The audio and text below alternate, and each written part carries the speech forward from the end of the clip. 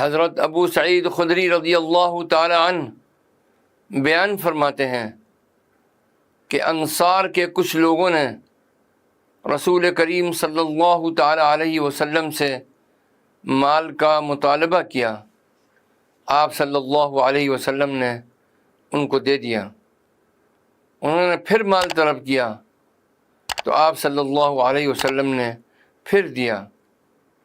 انہوں نے پھر مال طلب کیا، آپ صلی اللہ علیہ وسلم نے پھر دیا، حتیٰ کہ جو مال آپ کے پاس تھا وہ ختم ہو گیا.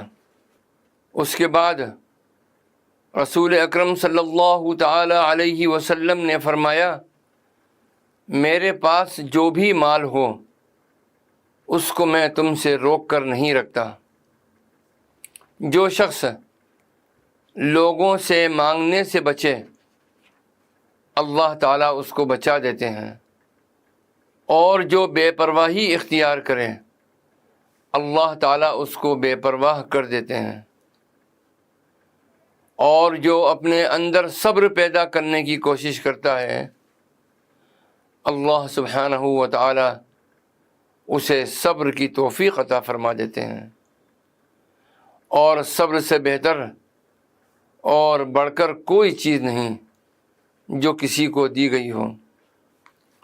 میرے عزیزوں اور دوستوں، صبر ہر اچھے اخلاق کی بنیاد ہے، اور برے اخلاق سے بچنے اور اللہ تعالیٰ کی رضا اور ثواب حاصل کرنے کے لیے نفس کو خواہشات سے دور رکھنے کا نام ہے. دوسرے الفاظ میں یوں سمجھیے کہ اللہ تعالیٰ کی اطاعت کرنا، نافرمانی سے بچنا اور تکلیف اور مصیبت کو تقدیر سمجھتے ہوئے راضی ہو جانا صبر ہے.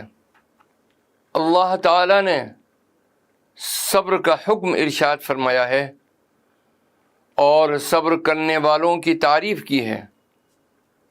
قرآن مجید کی 20 آیات میں ان کے بلند درجات کی وضاحت فرمائی ہے اور خبر دی ہے کہ انہیں بے حساب اجر سے مالا مال کیا جائے گا. اس لیے انسان کو ایسا اخلاق اپنانا چاہیے جس سے اطاعت کی مشقت کم ہو جائے اور خواہشات نفس کو چھوڑنا آسان ہو جائے.